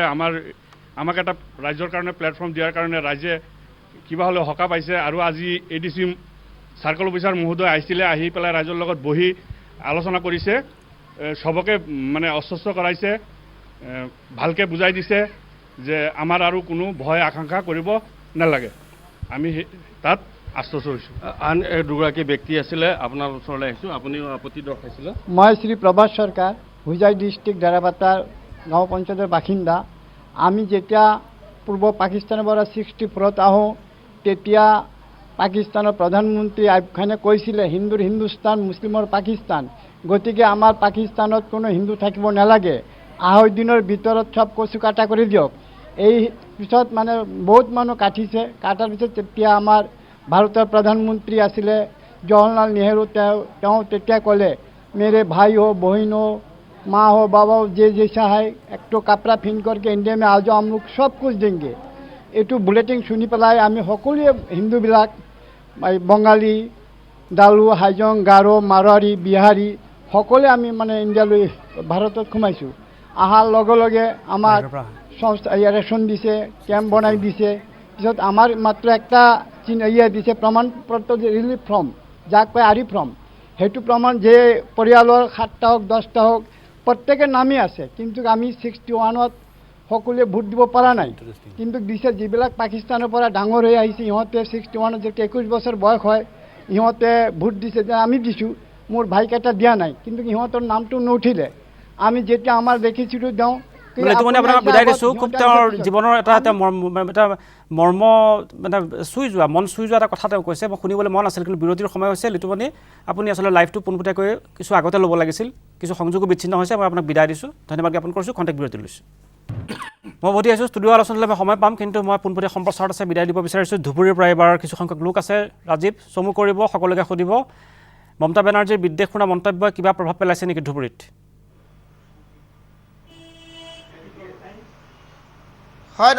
নন্দন আপোনাৰ এই প্ৰশ্ন মই পোনে পোনে মোৰ লগত যথেষ্ট সংখ্যক সচেতন ৰাইজ আছে তেওঁলোকৰ পৰা জানিব বিচাৰিম দাদা NRC প্ৰকাশ পোৱাৰ পিছৰে পৰা মমতা বন্দ্যোপাধ্যায় বা মুখ্যমন্ত্ৰী পশ্চিমবংগ তেওঁ আচলতে উচতনিমূলক বক্তব্য আগবঢ়াইছে তেওঁ ধৰক আমাৰ ধুবুৰীত তেনেধৰণৰ বা অসমত তেনেধৰণৰ কোনো অসুবিধা হৈছে নেকি NRC বা কোনো অপ্ৰীতিকৰ ঘটনা ঘটিছে নেকি আজি 3 দিন হৈ গ'ল NRCৰ প্ৰকাশ পাইছে আৰু চূড়ান্ত খচৰা প্ৰকাশ পাইছে আমাৰ ইয়াতে কোনো অশান্তি হোৱা নাই কোনো গৃহযুদ্ধ হোৱা নাই আমি অসমৰ মানুহে শান্তি সম্প্ৰীতিৰে বাস কৰি আছোঁ আমি মমতা বেনাৰ্জীক আপোনাৰ চেনেলৰ জৰিয়তে মই এজন অসমৰ বাংলাভাষী বাঙালী মানুহ মই আপোনাৰ চেনেলৰ জৰিয়তে এটা আবেদন কৰিব বিচাৰোঁ যে দিদি আপনি আমাদের আসামের বাঙালিদের জন্য কোনো চিন্তা করবেন না কোনো উদ্বিগ্ন হবেন না আর আপনার পলিটিক্যাল লাভালাভের জন্য আমাদেরকে ব্যবহার করবেন না এটা আপনার কাছে আমাদের অনুরোধ আপনি নিশ্চিন্ত থাকুন আমরা আসামে জন্ম হয়েছে আমাদের আমরা আসামে শান্তিতে আছি এবং শান্তিতে ভবিষ্যতেও থাকবো আপনি আমাদের জন্য কোনো চিন্তা করবেন সুন্দৰ ধন্যবাদ আৰু আছে এজন কি ক'ব এই মমতা বন্দ্যোপাধ্যায় যি উচ্চতনিমূলক মন্তব্য কৰি আছে তেওঁৰ বিৰুদ্ধে আচলতে তেওঁলোকৰ ডেলিগেশ্যন ৰাজীৱ সময় নষ্ট নকৰিব মাইকটো দিয়ক আমাৰ অসমত মুঠে নাই মমতা বেনাৰ্জী আমাৰ ইয়াত অহাটো বা তেওঁৰ কোনো ডেলিগেশ্যন ইয়াত পঠোৱাৰ কোনো যুক্তি মই দেখা নাই এইকাৰণে দেখা নাই যেনে অসমৰ সকলো জনগোষ্ঠী বঙালী ভাষী অসমীয়া বিহাৰী ভাষী অসমীয়া হিন্দী ভাষী অসমীয়া যিকোনো ভাষা ভাষী মানুহ হওক গোটেইখিনি মানুহ অসমীয়া বুলি কয় আৰু তেওঁলোকৰ ভিতৰত কেতিয়াও কাজিয়া নহয় কাৰণ তেওঁলোকে যথেষ্ট অভিজ্ঞতা হৈছে ইয়াৰ আগতে বহুত তেনেকুৱা ধৰণৰ বিভিন্ন প্ৰান্তৰ পৰা বিভিন্ন প্ৰৰচনাৰ ফলত ইয়াত বহুত মানে বেয়া বেয়া কাম হৈছিলে যাৰ ফলস্বৰূপে অভিজ্ঞতাৰ এটা ডাঙৰ এটা আমাৰ মানুহৰ মাজত ভাল অভিজ্ঞতা আছে গতিকে আমাৰ ইয়াত কোনো একো নহয় অযথা এই আমাৰ মুখ্যমন্ত্ৰী পশ্চিমবংগৰ মুখ্যমন্ত্ৰী মমতা বেনাৰ্জী মহোদয়ে ইয়ালৈ ডেলিগেট নপঠিওৱাটো ভাল হ'ব আৰু কোনো প্ৰয়োজন নাই আৰু তেখেতো আমাৰ বিষয়ে বেছি চিন্তা কৰিবৰ কোনো দৰকাৰ নাই দাদা কি ক'ব চাওক আমি প্ৰথমেই আমি জাতীয়তাবাদী যুৱ ছাত্ৰ পৰিষদ অসমৰ জাতীয় সংগঠনৰ কৰ্মী হিচাপে আমি মমতা বন্ধ সকীয়াই দিব বিচাৰিছোঁ যে NRC অসমৰ আভ্যন্তৰীণ বিষয় অসমৰ আভ্যন্তৰীণ বিষয়ত পশ্চিমবংগৰ মুখ্যমন্ত্ৰী মমতা বেনাৰ্জী ইয়াত মাত মতাৰ কোনো নৈতিক অধিকাৰ নাই ঠিক আছে আৰু কোন আছে এখাৰিতে লগ সকলোৰে শান্তি সম্প্ৰীতি অক্ষুণ্ণ হৈ আছে ইয়াতে আজি দুদিন অতিবাহিত হৈ গ'ল NRC প্ৰকাশত গতিকে কোনো আশংকা আমি প্ৰকাশ দেখিবলৈ পোৱা নাই আমি মমতা বেনাৰ্জীক পুনৰবাৰ সকীয়াই দিছোঁ যে অসমৰ সমস্যালৈ ধন্যবাদ জ্ঞাপন কৰিছোঁ এয়া আছিল ধুবুৰীৰ পৰা ধুবুৰীবাসী ৰাইজৰ প্ৰতিক্ৰিয়া এটা চমু বিৰতি তাৰপিছত ষ্টুডিঅ' আলোচনাৰ লগতে ভূপেন বৰাক আমি এবাৰ পাম পুনৰ উভতাইছোঁ অনুষ্ঠানৰ পৰৱৰ্তী অংশলৈ শিলাদিত্য দেৱ আপোনাৰ দল বিজেপি আৰু আপুনি দল বিজেপি যদিও বাঙালীসকলৰ সপক্ষে আপুনি প্ৰায়ে সততে সৰব হৈ থাকে এতিয়া মমতা বেনাৰ্জীয়ে যিটো ক'লে যে বাঙালী খেদা অভিযান আৰম্ভ হৈছে ৰক্তপাত হ'ব গৃহযুদ্ধ হ'ব আপুনি এজন বাঙালী লোক হিচাপে বাংলাভাষী এজন ব্যক্তি হিচাপে আপুনি কি দেখিছে বিজেপি পৰিচয়টো পিছলৈ ৰাখি বাঙালীৰ যিটো ডেফিনেশ্যনটো অসমত বহুত মানে ক্ৰিটিকেল কিয় আমি কেনেকৈ বঙালী হ'লোঁ এইটো কোৱাটো খুব টান কাৰণ আমাৰ একচুৱেল মূল দেশ হৈছে চিলেট আৰু আপুনি ভালকৈ জানে চিলেটটো অসমত আছিলে গোটেই অসমত যদি আপুনি চালি জাৰি চায় যি ইমিগ্ৰেণ্টছ আহিছিল বাংলাদেশৰ পৰা বা ইষ্ট পাকিস্তানৰ পৰা মোষ্টলি চিলেট জিলাৰ আছিলে কাৰণ তেওঁলোকে অসমৰ লগতে আছিল যেতিয়া চিলেটখন গুচি গ'ল সেইকাৰণে আমাৰ ৱেষ্ট বেংগলৰ লগত একো কাৰোবাৰ নাই একদম কাৰোবাৰ নাই বাংলাভাষীসকল আৰু মই এটা উদাহৰণ দিব বিচাৰিছোঁ মোৰ কাজিন ছিষ্টাৰৰ হাজবেণ্ড তেওঁ গৈছিল কলকাতা গৈ পেলাই এজন তাতে কলকাতা মানুহৰ লগত কথা পাতি আছে বাংলাত সেই মানুহজনৰ মোৰ সেই ভনী জমাই সুধিছে ডাঙৰীয়া আপুনি কি ভাষাত কথা পাতি আছে তেতিয়া ক'লে আৰে মই বাংলাত পাতি আছোঁ আপুনি বাংলাক ইমান তল কৰিছে তো সেই মোৰ ভনী জমাই আহি মোক ক'লে যে আমি কি ইপিনৰো নহ'লোঁ সেইপিনৰো নহ'লোঁ এইকাৰণে মোৰো এটা আবেদন কোনোবাই বঙালী মানুহ যদি ভাবিছে যে মমতা বেনাৰ্জীক আনি পেলাই ইয়াতে তেওঁলোকে কিবা ৰাজনৈতিক মুনাফা ল'ব পাৰিব বুলি সেইখিনিত নাযাব আমাৰ জন্ম ইয়াত আমি মৰিম ইয়াত অসম আমাৰ আমি ভূমিপুত্ৰ তাত মমতা বেনাৰ্জীয়ে পলিটিক্স কৰিছে বাঙালীৰ কাৰণে বাঙালী ভোটৰ কাৰণে অসমত আপুনি যোৱা দিনখিনি পলিটিক্স কৰি আছে বাঙালী হিন্দুৰ কাৰণে মই হিন্দুৰ কাৰণে কৰি আছোঁ মই বাঙালী বুলি কোৱা নাই মই হিন্দু এতিয়া ফৰ এক্সাম্পল চাওক আপোনাৰ মমতা বেনাৰ্জী তেওঁ যে এতিয়া বাঙালী বুলি কথা কৈ আছে যে তেওঁ কোনটো বাঙালীৰ কাৰণে কৈ আছে তেওঁ বাংলাদেশী মুছলমানৰ কাৰণে কৈ আছে নে বাংলাদেশী হিন্দুৰ কাৰণে কৈ আছে কাৰণ যদি বাংলাদেশী হিন্দুৰ কাৰণে কয় তেওঁতো দেখোন চিটিজেনশ্বিপ এমেণ্ডমেণ্ট বিল দেখোন বিৰোধ কৰিছে মই কথা তালৈকে নাযাম মই কথাটো হৈছে মমতা বেনাৰ্জীয়ে মিছা কথা কৈছে দেশ জ্বলোৱাৰ চক্ৰান্ত কৰিছে একমাত্ৰ দুটা কাৰণ পশ্চিমবংগৰ পৰা বিজেপিক উৎখাত কৰিব লাগে সেইটো কৰক ৰাজনৈতিকভাৱে আৰু এক মিনিট দ্বিতীয় কথাটো হৈছে তেওঁ প্ৰধানমন্ত্ৰী হ'ব লাগে তৃতীয় মৰ্চাৰ সৈতে প্ৰধানমন্ত্ৰী হ'ব লাগে এই দুটা মাত্ৰ কাৰণৰ কাৰণে নিজে ৰজা হ'ব লাগে প্ৰজা মৰিব লাগে গতিকে তাত মই বাংলাভাষী হিন্দু নে মুছলমান তাত মোৰ কোনো প্ৰশ্ন নাই মোৰ কোনো লেনা দেনা নাই মোৰ কথা হৈছে অসমীয়া জাতি আৰু বাঙালী জাতি সংঘৰ্ষ হ'ব তেজৰ নৈ বব আৰু মমতা বেনাৰ্জী প্ৰধানমন্ত্ৰী হোৱাৰ সপোন এইটো হ'ব নোৱাৰিব আৰু বৰাক ভেলীত চাওক 15 লাখ বাঙালী আছে ব্ৰহ্মপুত্ৰ ভেলীত কিন্তু প্ৰায় 40 লাখ বাঙালী আছে কিন্তু ইয়াৰ পৰাতো কোনো ধৰণৰ এনেকৈ উৎসৱ হোৱা নাই আৰু দ্বিতীয়টো হৈছে কি চাওক মই আৰু এটা অনুৰোধ কৰিম কেতিয়াবা আপোনালোকে বঙালী সংগঠনবিলাককো মাতিব আজি মই বহুত সংগঠনৰ কথা পাতিছোঁ ব্ৰহ্মপুত্ৰ ভেলীৰ তেওঁলোকে কৈছে আমিতো মাতা নাই আমিতো বিৰোধ কৰি আছোঁ আমাকো টিভিত মাতিব লাগে আমি কম নহয় টিভিত বহি পেলাই যে আমি এনেকৈ এতিয়াতো কৈ লাভ নাই তেওঁলোকে কাইলৈ যে প্ৰতিনিধিবৰ্গ যাব বৰাকত তেওঁলোকে সেই দলৰ আগত প্ৰতিবাদ কৰিব সেইটো বৰাকৰ মই ব্ৰহ্মপুত্ৰ ভেলী সংগঠনবিলাকৰ কথা কৈছোঁ য'ত 40 লাখ বঙালী মানুহ থাকে বৰাকততো মাত্ৰ 15 লাখহে আছে আৰু তাতেতো আপুনি নিজে এতিয়া ইণ্টাৰভিউ লৈছে তাতে দেখিছে যে সিহঁতে বিৰোধ কৰিছে হাইলাকান্দিৰ পৰা বিৰোধ কৰিছে কৰিমগঞ্জ কাছাৰ পৰা বিৰোধ কৰিছে মই আশা কৰিম এইটোৱে কাইলৈ বৰাকত যাব প্ৰতিনিধি দল 6 জনীয়া MP যাব তৃণমূল কংগ্ৰেছৰ আৰু বৰাকৰ সকলো বাংলাভাষী লোকে প্ৰতিবাদ কৰক যে ইয়াত একো হোৱা নাই মিছা কথা কৈ ৰাজনীতি নকৰিব প্ৰতিবাদ কৰক আগত এটাই লক্ষ্য আছে এই লোকসভা নিৰ্বাচন আৰু এই লোকসভা নিৰ্বাচনত ভোট দি কাৰোবাক ৰজা কৰিব তাকো মিছা কথাৰ বাবে এই কামটো বৰাকভাষী ৰাইজে বিশেষকৈ বাংলাভাষী ৰাইজে এই কথাটো প্ৰতিবাদ কৰিব লাগে আৰু অসম হৈ থাকিবলৈ দিব লাগে এখন কাৰোবাৰ ৰাজনৈতিক নেতাৰ কোনো চৰণীয়া পথাৰ হ'বলৈ দিব নালাগে যে ভোট ল'লে গুচি গ'ল কংগ্ৰেছৰ ৰিপুণ বৰা ডাঙৰে যদি এনেকৈ ভুল কথাবিলাক নকলে হয় টিভিত তেতিয়া মমতা বেনাৰ্জীৰ নিচিনা মানে নেতা এই ধৰণৰ সাহস নাপালেহেঁতেন এই যে ৰিপুণ বৰা যি কথাটো ক'লে যে ইমান 40 লাখ হৈ গ'ল সেইটো কাৰণতো কিছুমান ইগনাইট কৰি দিয়া তেওঁলোকে UPAৰ পাৰ্টনাৰ হয় মমতা বেনাৰ্জী তৃণমূল কংগ্ৰেছ আৰু কংগ্ৰেছ একেলগতে তেওঁলোকে পাৰ্টনাৰশ্বিপত চলি আছে চৰকাৰ মানে তেওঁলোকৰ মানে ফিউচাৰ যিটো পলিটিকেল এজেণ্ডা ভূপেন বৰা উত্তৰ দিব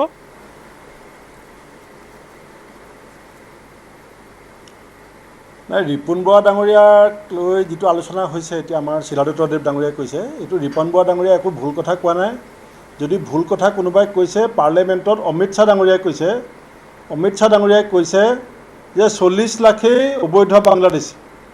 40 লাখ অবৈধ বাংলাদেশী নহয় আপোনাৰ টিভি চেনেলত দেখাই আছে অমিত শ্বাহে কৈছে যে খিলঞ্জীয়াসকলৰ নাম NRCৰ পৰা বাদ পৰিছে নাই ভূপেন বৰা বিকৃত আপুনিও নকৰিব খিলাদিতই নকৰিব মাৰ্চৰ আগত অহা মানুহৰ নাম NRCৰ পৰা বাদ পৰিছে নাই NRCত 40 লাখ বাদ পৰা মানুহে ঘুষ অবৈধ বিদেশী বুলি পেলাই পাৰ্লিয়ামেণ্টত অমিত শ্বাহ ডাঙৰীয়াই কৈছে গতিকে এইবিলাক কথাবিলাক সেইকাৰণে আৰু NRC সম্পৰ্কত উৎপল বৰা ডাঙৰীয়াই কৈছিলে যে কংগ্ৰেছে কোনো ক্ৰেডিট ল'ব ইয়াত ক্ৰেডিট লোৱা নোলোৱা কথা হোৱা নাই বহুশ শ্বহীদৰ আত্মবলিদানৰ বিনিময়ত হোৱা অসম চুক্তিৰ পাছত আজি 3টা দশক বাগৰি গৈ আমি অসমখন এখন বিদেশীমুক্ত ৰাজ্য হ'বলৈ ওলাইছোঁ এইটো অসমৰ প্ৰতিজন নাগৰিক সুখী ইয়াত ক্ৰেডিট ডিছক্ৰেডিট কোনে পাব সেয়া সময়ে এতিয়াকে বিচাৰ কৰিব কিন্তু মূল কথাটো হৈছে যে এই NRC সম্পৰ্কত কিন্তু মহামান্য উচ্চতম ন্যায়ালয়ে সৰ্বানন্দ সোণোৱাল ডাঙৰীয়া চৰকাৰক ফেবুলাছ গভৰ্ণমেণ্ট বুলি কৈছিলে ফেবুলাছ শব্দৰ ইংৰাজী ডিক্সনেৰী অৰ্থ কি যে অলমষ্ট ইম্পচিবল টু বিলিভ যে এই চৰকাৰখনক NRC কৰ্তৃপক্ষৰ পইচা দিবৰ কাৰণে সুপ্ৰিম কোৰ্টে নিৰ্দেশ দিবলগীয়া হৈছিলে গতিকে এতিয়া এই ইতিহাসবিলাক মই আলোচনা কৰিব বিচৰা নাই কিন্তু মমতা বেনাৰ্জী সম্পৰ্কত মই এটা ভাবিছোঁ যে আজি আমাৰ টেলিভিশ্যন চেনেলত আমি তেওঁক অধিক গুৰুত্ব দিছোঁ অসমৰ কোনো নাগৰিকে তেওঁক গুৰুত্ব দিয়া নাই তেওঁৰ প্ৰকৃত উদ্দেশ্য কি, আমি তেওঁ গুৰুত্ব কি দিয়া নাই, কাৰণে আমি এইবিলাক মুখা কথা খুলি কৈছে, দিছোঁ। কিয় তেওঁ অসমলৈ পশ্চিমবংগৰ তেওঁ মুখ্যমন্ত্ৰী প্ৰতিনিধিত্ব মিছা কথা ৰাজনীতি তেওঁ পঠাইছে, কৰে, প্ৰধানমন্ত্ৰী সেইবিলাক হোৱাৰ ফটো আমি তেওঁৰ সেইবিলাক মুখা কথা খুলিছোঁ। অসমৰ মানুহে বুজি পাইছে। অসমৰ মানুহৰ বহু ঘাট প্ৰতিঘাতৰ অন্তত অসমৰ মানুহ, অসমীয়া জাতি আজি অভিজ্ঞতাৰে পৰিপুষ্ট হৈছে। অসমীয়া জাতি কাৰোবাৰ উচতনিত, কাৰোবাৰ পৰিচালনাত গৈ কোনো ধৰণৰ ভুল সিদ্ধান্ত অসমীয়া যেতিয়া ভৱিষ্যতৰ দিনত নলয়, সেই কথা যোৱা 3 দিনত আৰু এই ক্ষেত্ৰত এইটো স্বীকাৰ কৰিম যে অসমৰ সংবাদ মাধ্যমৰো যথেষ্ট অৰিহণা আছে। মই সেইকাৰণে কৈছোঁ মমতা বেনাৰ্জীৰ সাহস আছে যদি নিজে গুৱাহাটীলৈ আহক, তেওঁ যদি বাঙালীৰ কাৰণে ইমান ভাবে, আৰু গুৱাহাটীত তেওঁ খবৰ লওক, NRCৰ অফিচলৈ যাওক, আৰু সংবাদ মাধ্যমৰ সন্মুখাসন্মুখী হওক, আমাৰ সন্মুখাসন্মুখী হওক। আমিহে দিম খবৰ অসমত কি হৈ আছে, আমাৰ সন্মুখাসন্মুখী হওক। তেওঁ নিজকে সাহসী বুলি কৈ থাকে, প্ৰধানমন্ত্ৰী হোৱাৰ মন, আমাৰ সন্মুখাসন্মুখী হওক, প্ৰশ্ন কৰিম, উত্তৰো ল'ম তেওঁৰ পৰা। কিন্তু ৰিপুণ বৰা ডাঙৰীয়া, মোৰ এটা ধাৰণা বা মোৰ এটা বিশ্বাস যে NRC সন্দৰ্ভত আচলতে ৰাজনৈতিক কোনো দলে আচলতে কথা ক'বই নালাগে। কাৰণ ইয়াৰ উচ্চতম ন্যায়ালয়ৰ অধীনত হৈ আছে, উচ্চতম ন্যায়ালয়ৰ পৰ্যবেক্ষণ হৈ আছে। ইয়াত কোনো কংগ্ৰেছ, কোনো বিজেপি, কোনো UDF, ইয়াত কাৰো আচলতে কথা কোৱাৰ অধিকাৰেই নাই। কি মমতা বেনাৰ্জী? নাই, আপুনি যদি গোটেই তথ্য যদি বিকৃত কৰিব বিচাৰে তেতিয়াহ'লে কথাটো বেলেগ। কিন্তু তথ্যভিত্তিক কথাবিলাক ক'বলৈ গ'লে এটা কথা নিশ্চয় আমি এইটোও ক'ম যে আজি বিজেপি চৰকাৰেও ইয়াত সহযোগ নাই কৰা বুলি একেষাৰে ওলাই কৰিব নোৱাৰে। কিন্তু সুপ্ৰিম কোৰ্টে তত্বাৱধানত NRC নিৰীক্ষণ কৰা কথাটো আৰম্ভ কেতিয়া হ'ল? যেতিয়া NRCৰ সম্পূৰ্ণ মডেলিটি তৈয়াৰ কৰি registrar general of India, government of ইণ্ডিয়াৰ পৰা এপ্ৰুভেল লৈ ছয়গাঁও আৰু বৰপেটাত NRC কাম আৰম্ভ কৰা হ'ল। আৰু এইটো নন্দন প্ৰদীপ শৰ্মা বৰদলৈ ডাঙৰীয়াই পাহৰি যাব নালাগে যে যি সময়ত আমি পাইলট প্ৰজেক্টৰ কাম আৰম্ভ কৰিছিলোঁ সেই সময়ত অসম চুক্তিৰ ৰূপায়ণ মন্ত্ৰীজন বৰ্তমান বিজেপি চৰকাৰৰ বিত্তমন্ত্ৰী। গতিকে এইটো আপুনি কাক সন্দেহ কৰিব বিচাৰিছে, কাক বিশ্বাসত ল'ব বিচাৰিছে, এই কথাবিলাক জলজলকৈ ওলাই আছে যে সেই সময়ত আমাৰ চৰকাৰে যদি আপুনি হিমন্ত বিশ্ব শৰ্মাৰ কথা কৈছে, আপুনি বৰ্তমানৰ হিমন্ত বিশ্ব শৰ্মা বিত্তমন্ত্ৰীৰ কথা কৈছে। মোৰ ইয়াত কোনো হিমন্ত বিশ্ব কথা মই ক'বলৈ নাই, কোনো ভূপেন বৰাৰ কথা ক'বলৈ নাই। মই খালি এটা কথা ক'ব বিচাৰিছোঁ, সুপ্ৰিম কোৰ্টৰ নিৰ্দেশত চলি আছে। ইয়াত কংগ্ৰেছে পানী ঘোলা কৰিব নালাগে, বিজেপিয়ে পানী ঘোলা কৰিব নালাগে, UDF কৰিব নালাগে। কেৱল সুপ্ৰিম কোৰ্টৰ তত্বাৱধানত হোৱা এটা কাম সুপ্ৰিম কোৰ্টৰ প্ৰতিহে আমি লক্ষ্য কৰিব লাগে। আমি যে সুপ্ৰিম কোৰ্টক আমি সমালোচনা কৰাৰ সাহস কৰিছোঁ, মমতা বেনাৰ্জী সুপ্ৰিম কোৰ্টত হ'লেও এখন সুপ্ৰিম কোৰ্টক সমালোচনা কৰে, ন্যায়পালিকাক সমালোচনা কৰে। এইটো কোৰ্ট অফ কণ্টেম্প্ট হ'ব লাগে ৰাজনৈতিক নেতাসকলৰ কাৰণে, কণ্টেম্প্ট অফ কোৰ্ট হ'ব লাগে। না, আপুনি নিজে টক শ্ব'ত ৰাজনীতিক মাতি আনিছে, আপুনি নিজে বিজেপি কংগ্ৰেছৰ প্ৰতিনিধি মাতি আনিছে, আৰু আপুনি কয় যে ৰাজনীতিক কথা বতৰা আলোচনা হ'ব নালাগে। মই এইকাৰণে মাতি আনিছোঁ কাৰণ পানী ঘোলা আপোনালোকে কৰিছে। ব্যৱস্থাটোক বাদ দি আপোনালোকৰ চৰকাৰী ব্যৱস্থাটোক বাদ দি মই আৰু এটা উদাহৰণ দিওঁ, শুনক। কংগ্ৰেছৰ সুস্মিতা দেৱে কি ক'লে? পানী পৰিষ্কাৰ কৰিবৰ কাৰণে আপুনি সুযোগ দিয়ক। দিছোঁ সুস্মিতা, আপুনি কৈছে কংগ্ৰেছে ঠিক কথা কৈছে, কংগ্ৰেছৰ মন্তব্য ঠিক আছে। ৰিপুণ বৰাৰ কথা ক'লোঁ, আপুনি নামানিলে। আপুনি কেৱল ঠিক কথা কৈছে, মই তাৰপিছতো আপোনাক প্ৰশংসা কৰিছোঁ ডাঙৰীয়া, বৰা ডাঙৰীয়া, আপোনাক মই প্ৰশংসা কৰিছোঁ। আপুনি স্পষ্টভাৱে কৈছে NRC ভাল হৈছে, বাকী ৰিপুণ বৰাই কয় বেলেগ, আপোনাৰ মুখ্যমন্ত্ৰী তৰুণ গগৈয়ে কয় বেলেগ, যে NRC মোৰহে ব্ৰেইন চাইল্ড বুলি কয়। ঠিক আছে, তেওঁৰে ব্ৰেইন চাইল্ড, ভাল কামটো ভাল বুলি কওক। এতিয়া আৰু এটা উদাহৰণ দিছোঁ, ভূপেন বৰা আপোনাক প্ৰশংসা কৰিয়ে কৈছোঁ, আপুনিয়ে ঠিক কথা কৈছে, বাকী কোনেও কোৱা নাই। সুস্মিতা দেৱে কালি ক'লে যে বৰাকৰ বাঙালীক অসম মেঘালয় বৰ্ডাৰত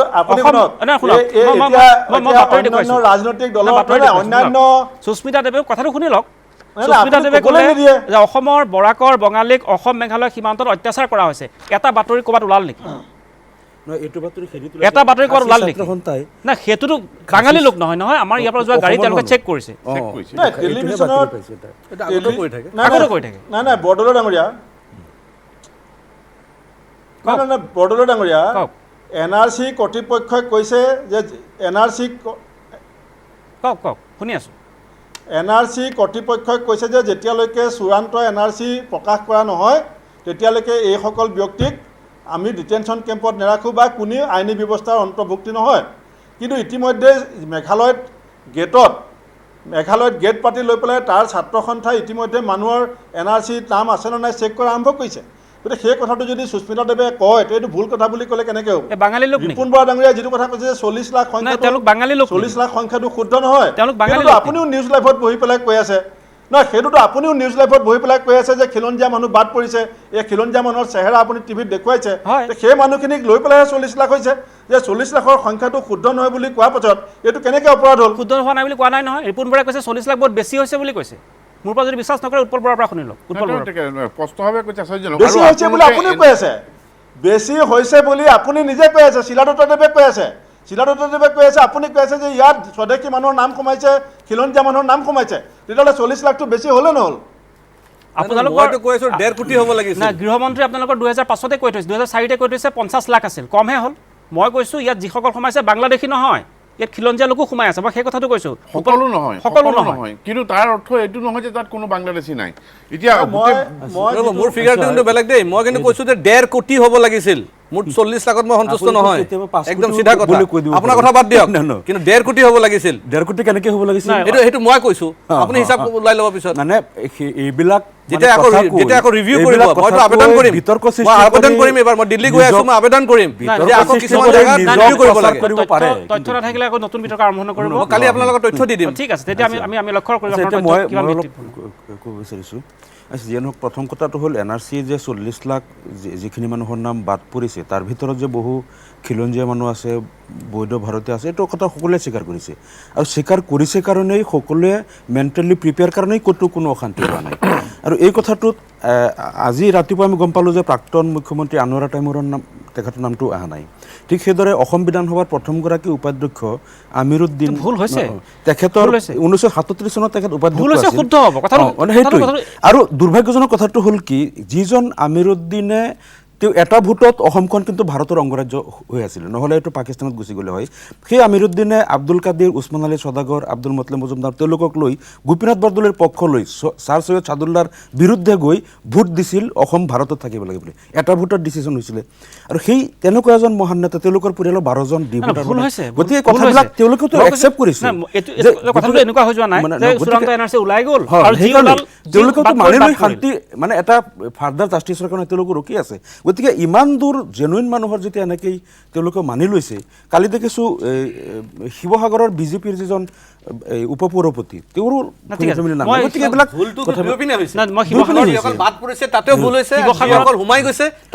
শিৱসাগৰৰ মানুহজনক মই বিদায় দিব লাগিব। মই তেওঁৰ ওচৰত যাব বিচাৰিছোঁ,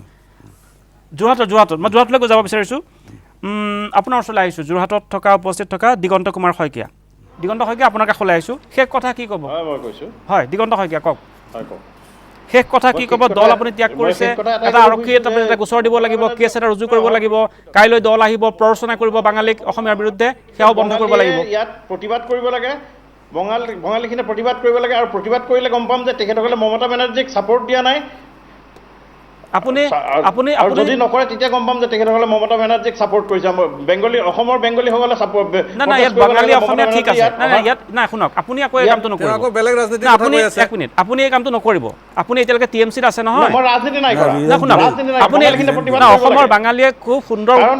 অসমৰ বাঙালীয়ে সুন্দৰ উদাহৰণ দেখুৱাইছে। আপুনি বাঙালী লক্ষ্য নকৰিব। আমি নাই কৰা, আপুনিও নাই কৰা, কিন্তু ভুলতো মুখৰ পৰা যাতে নোলায়। মই আপোনাক এই কথাটো কৈছোঁ, আপুনি এটা কেছ দিম বুলি কেছ এটা দিব নিদিয়ে, 1 নম্বৰ। আৰু পদত্যাগ পত্ৰ কেৱল টেলিভিশ্যনত ক'লে নে আপুনি মই ডেফিনেটলি দিম। মই আজি পদত্যাগ কৰিলোঁ আৰু মই কাইলৈ তেখেতৰ ওপৰত কেছ ফাইল কৰিম। কৰিব, খুব সুন্দৰ। মই এবাৰ যোৰহাটলৈ গৈছোঁ, তেখেতৰ ওপৰত কেছ ফাইল কৰিম। আৰু মই এইটো ক'ব খুজিছোঁ লগতে যে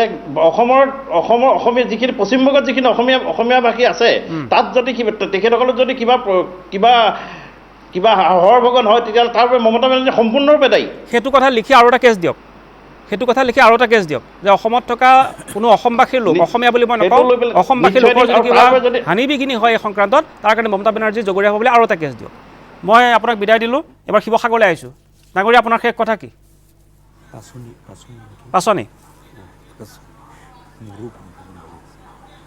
পাচনি শুনি আছে?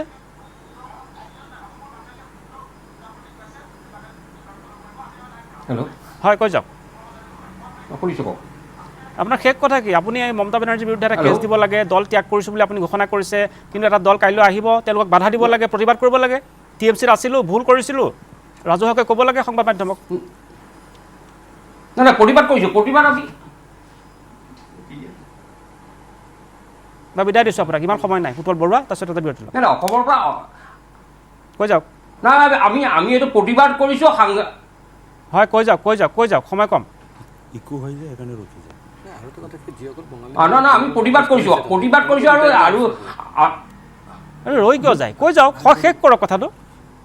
ইকো হৈ আছে, আপুনি প্ৰব্লেম পাইছে, আপুনি কৈ যাওক, আমি শুনি আছোঁ। ইকো হ'লে তেওঁলোকে আকৌ মই বিদায় দিছোঁ আপোনাক, ধন্যবাদ জ্ঞাপন কৰিছোঁ। প্ৰতিবাদ কৰিব বুলি আশা কৰিছোঁ, আৰু আপোনালোকে একেলগে গৈ এই দলৰ বিৰুদ্ধে, মমতা বেনাৰ্জীৰ বিৰুদ্ধে আৰক্ষী থানাত এটা গোচৰ ৰুজু কৰক, আইনী প্ৰক্ৰিয়া আৰম্ভ কৰক। আইনী প্ৰক্ৰিয়া আৰম্ভ কৰিলেহে আচলতে সমস্যা সমাধান হ'ব। যিদৰে NRC আমি বহুদিন কথা পাতিলোঁ, NRC হ'ল কেতিয়া, সেটা উচ্চতম ন্যায়ালয়ত এটা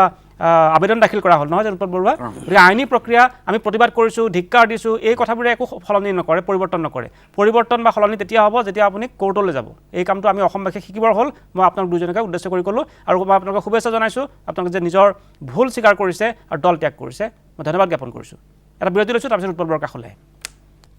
পুনৰ উভতি আহিছোঁ অনুষ্ঠানৰ পৰৱৰ্তী অংশলৈ। উৎপল বৰুৱা ডাঙৰীয়া, মোৰ এটা আশংকাৰ কথা মই আপোনাৰ লগত পাতিব বিচাৰিছোঁ বা এইটো বিভিন্ন ঠাইত আলোচনা হোৱা আমি দেখিছোঁ যে 2004 চনতে 50 লাখ বুলি ক'লে কংগ্ৰেছৰ গৃহ ৰাজ্যমন্ত্ৰীয়ে, ক্ৰীড়া নিযুজে ক'লে 80 লাখ আছিল, 80 লাখ আছিল বুলি ক'লে। এইটো 2016 চনত মোৰ যদি ভুল হোৱা নাই। আৰু আমি পালোঁ 40 লাখ। তাতো আমি ভাবোঁ যে আধামান আমাৰ নিজৰ খিলঞ্জীয়া মানুহ থাকিব, আধামান হয়তো বিদেশী লোক থাকিব। এতিয়া কথাটো হৈছে NRCখন নিখুঁত হৈছে নে নাই হোৱা, আশংকা আপোনাৰ কিবা আছে নেকি? চাওক, মই তেনেকৈ নাভাবোঁ। আপুনি যেনেকৈ ভাবিছে যে ভাৰতীয় মানুহৰ নাম বাদ পৰিছে, ভাৰতীয় নামৰ মানুহ 40 লাখৰ ভিতৰত সোমাই আছে, সেই ফিগাৰটো হাফ ফিগাৰ হ'ব। তেনেকুৱা নহয়, তেনেকুৱা 40 লাখে যে পালোঁ, ধৰি লওক বাৰু 40 লাখে বিদেশী পালোঁ, কথাটো কৈছোঁ না। কিন্তু সেই ফিগাৰটো মই ছেটিছফেক্টৰী বুলি এইকাৰণেই নকওঁ যে বৰাকত যিখিনি মানুহ বাদ পৰিছে সেই বাদ পৰা ফিগাৰটো ছেটিছফেক্টৰী ফিগাৰ নহয়। ধুবুৰী জিলাত তেনেকৈ ভালদৰে কাম হোৱা নাই, তাত বাদ পৰা মানুহৰ সংখ্যা খুব কম। বিশ্বনাথ জিলাত তেনেকৈ বহুত ধৰণৰ মানুহৰ দাম কম। মই এই কথাটো এনেধৰণে ক'ব বিচাৰিছোঁ যে NRC গোটেই কামটোত যিহেতু এটা হিউমেন প্ৰচেছ, মানুহ জড়িত হৈ আছে, হিউমেন বিয়িং জড়িত হৈ আছে, গতিকে তাত দুইফালে ভুল হৈছে। ভাৰতীয় মানুহৰ নাম কিছু ভুলত হয়তো সোমাইছে, কিছুমান তথ্য পাতি নোহোৱাৰ কাৰণে সোমোৱা নাই, কিছুমান ভুলবশতঃ সোমোৱা নাই, ঠিক সেইদৰে সন্দেহযুক্ত মানুহৰ নামো সোমোৱা নাই। কিন্তু মই এনেদৰে নাভাবোঁ যে কংগ্ৰেছ বা অন্যান্য দলসমূহে যেনেদৰে কৈ ফুৰিছে